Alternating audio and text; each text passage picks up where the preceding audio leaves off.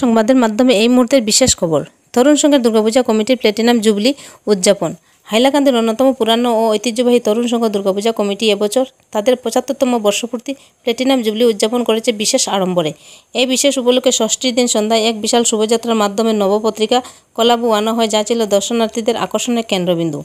শোভাযাত্রায় অংশগ্রহণ করেন কমিটির সকল সদস্য সহ এলাকার বহু মানুষ। পূজা কমিটির সভাপতি বাদল পাল জানান, প্ল্যাটিনাম জুবলিকে ঘিরে এই বছর পূজার বাজেট ধরা হয়েছে প্রায় ২০ লক্ষ টাকা।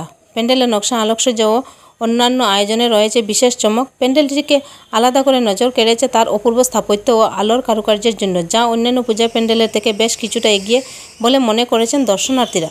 পূজার উদ্বোধন করেন প্রাক্তন মন্ত্রী গৌতম রায়। পূজার দিনগুলিতে নানা সাংস্কৃতিক অনুষ্ঠানেরও আয়োজন করা হয়েছে। হাইলাকান্দিবাসীর কাছে তরুণ সংঘের এই প্ল্যাটিনাম জুবলি পূজা হয়ে উঠেছে এক স্মরণীয় মিলন মেলা। বিস্তারিত দেখুন শিলচর সংবাদের মাধ্যমে।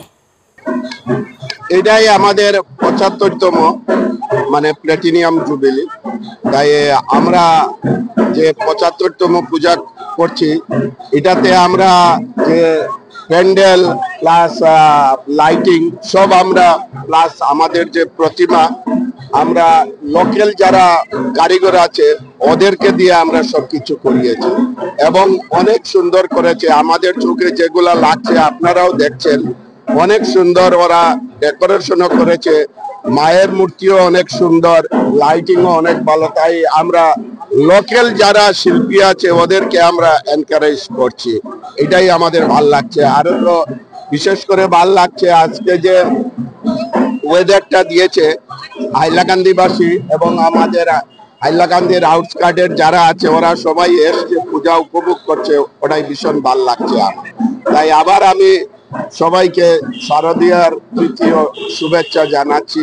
মা দুর্গা যাতে সবাইকে ভালো রাখেন, সুস্থ রাখেন, আর আবার যাতে সামনের বছরও এর থেকেও যাতে ভালো করে আমরা পূজা করতে পারি। ঠাকুর যাতে আমাদেরকেও সুস্থ রাখেন, ভালো রাখেন।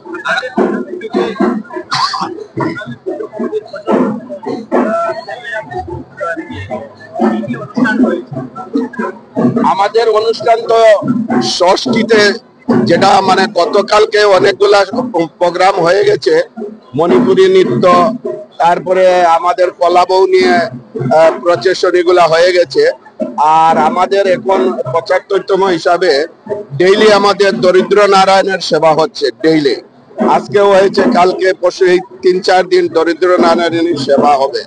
আর তারপরে নবমীতে আমরা অনেক বড় ডিজে প্রোগ্রাম ছিল, কিন্তু আকস্মিক আমাদের কণ্ঠশিল্পী মারা যাওয়াতে, জুবিন গার্গ মারা যাওয়াতে আমরা অনেকটা ক্যান্সেল করে একদম ছোটখাটো একটা রেখেছি জাস্ট নবমীর দিন।